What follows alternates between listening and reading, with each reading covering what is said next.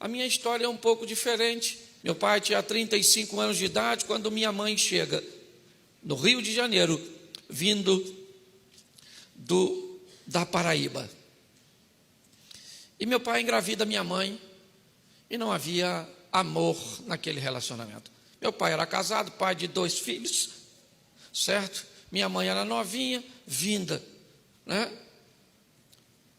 da Paraíba, e meu pai enganou minha mãe. E minha mãe engravidou. Ela não queria ficar grávida, nem meu pai queria engravidar minha mãe. Ok? Que isso fique bem claro. Mamãe não queria. Papai também não queria. Papai só queria pegar a mamãe. É uma verdade. Certo? E contrariando as expectativas de todo mundo. Porque ninguém queria. Certo? E eu só fiquei mais calmo quando vi tu me teceste no ventre da minha mãe. Eu descobri que mamãe não queria, papai não queria, e só queria um momento de prazer. Mas Deus falou, eu vou contrariar as expectativas. Eu vou botar um garoto. A notícia não foi bem recebida da minha chegada. Mamãe não queria. Puxa vida, o que nós fizemos? Não sabia eles. Eu passei ali fora, a menina me chamou de lindo. Eu descobri que aqui tem gente mais engraçada que eu. Porque foi de graça, eu nem paguei pelo lindo. Mas olha só, contrariando as expectativas,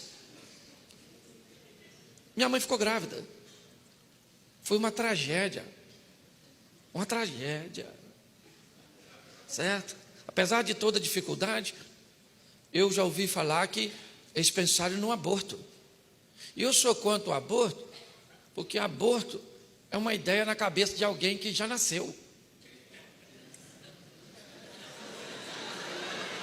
Porque se a mãe desse indivíduo pensasse igual ele não estaria pensando nisso agora. Ele teria sido descartado também. Mas mamãe me teve. 9 meses depois, lá estava eu. Não deu muito certo, porque mamãe tinha 14 para 15, meu pai já estava com 30 e pouco, quase 40, isso há 50 anos atrás, certo? E meu pai me tomou da minha mãe, me deu para uma tia, que me deu para outra tia, que me deu para outra tia, que depois voltei para cá.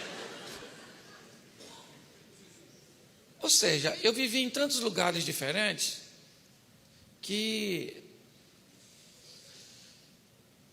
foi muito difícil eu estabelecer um nível de comportamento. Não havia um comportamento para mim. Porque cada família tinha uma pedagogia e uma didática. E eu não sabia como me comportava. Numa tinha horário, outra não tinha. Uma podia fazer isso, outra não podia. Uma podia falar isso e outra não podia. Então, eu fui crescendo sem uma estrutura. E era tão desafiador para mim, depois de ter sido mandado embora de alguns lugares, que eu fiquei introvertido. Era perigoso falar. Muitas vezes eu fui expulso da casa ou mandado embora, porque utilizei um vocabulário que não era permitido naquele lar, mas de onde eu vim, podia falar.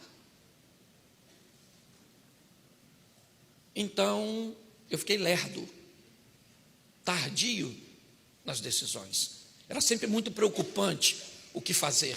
Eu não era da casa, eu era um estranho, vivendo de favor na casa das pessoas.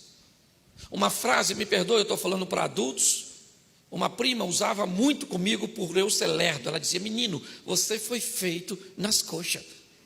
Você não foi nenhum ato sexual completo. Porque eu era lerdo. Lerdo.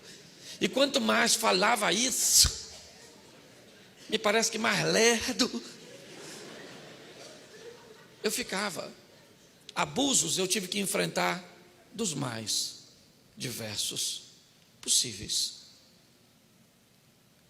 Morando sempre em Xerém, um lugar que eu amo, é Xerém. Hoje Deus me deu condições de morar, sei lá, não vou dizer em qualquer lugar, mas em muitos lugares. Mas Deus colocou meu coração naquele lugar. E eu lembro que Eu fui estudar num colégio, num dos períodos que eu morei com meu irmão. Era um colégio de freira, um colégio bem posicionado local. E isso tem uma coisa que eu aprendi na vida, que a abençoadora é uniforme, porque nivela todo mundo. No uniforme não tem pobre, não tem rico, não tem nada. É todo mundo de uniforme. Mas tinha as festas. E nas festas, o rico aparecia. Trazido pelo pai num carrão, usando um tênis maneiro, né, uma roupa legal. E a gente diferenciava só em olhar. Então já notou que as meninas não olhavam na minha direção, porque o quichute que eu usava para ir para o colégio era o quichute que ia para a festa e acabou. Eu era louco para usar um short da Adidas que era fantástico. Até que um dia eu fui na feira e vi um short falsificado. Isso há tantos anos atrás, talvez 40 anos atrás, né? E eu fiquei louco porque eu podia comprar. Comprei o short e levei para casa. Primeira coisa que eu cheguei eufórico, mostrei para minha prima. Ela olhou e disse: Cláudio, não é Adidas, é Adibas. Virou assim. E eu falei: caraca, é Adibas mesmo. Mas eu estava tão eufórico com a oportunidade de conseguir, que eu não reparei. E o pior de tudo, porque eu criei uma técnica, eu falei: eu vou usar assim mesmo. Ele era azulzinho, mas era lindo. E eu imaginei, se alguém começar a olhar muito, eu coço. Aí eu crio uma dificuldade de identificação e me saio bem. Eu não lavei o short, saiu 3 letras e as outras não quis sair de jeito nenhum. Perdi.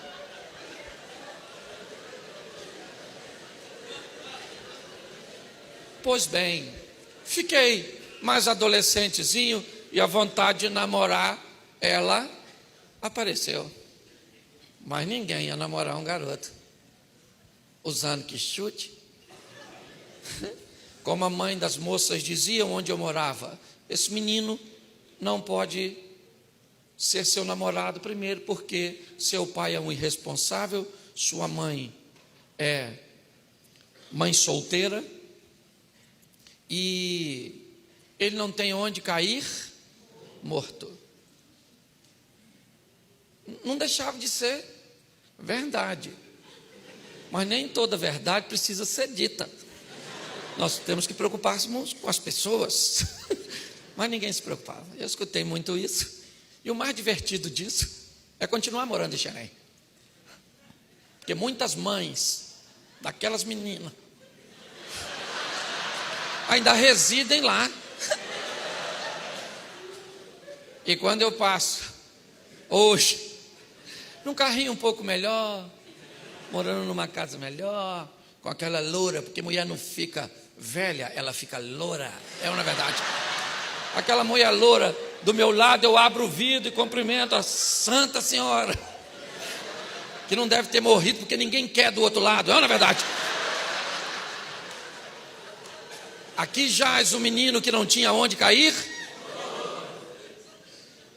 Pois é. Já deu para notar que eu deveria ser tudo menos pastor. O meu treinamento não foi para isso. Eu não fui treinado para isso. Eu não fui adaptado para isso. Certo? A minha história é um pouco diferente da história de muitos, e talvez bem próxima da sua história. Mas eu aprendi uma coisa nessa vida. Salmo 27:10. Ainda que teu pai e a tua mãe te desampararem, eu, o Senhor, jamais te desampararei. Eu descobri, depois de um tempo, que eu poderia contrariar o prognóstico, mas eu precisaria de um Deus que governasse a minha vida.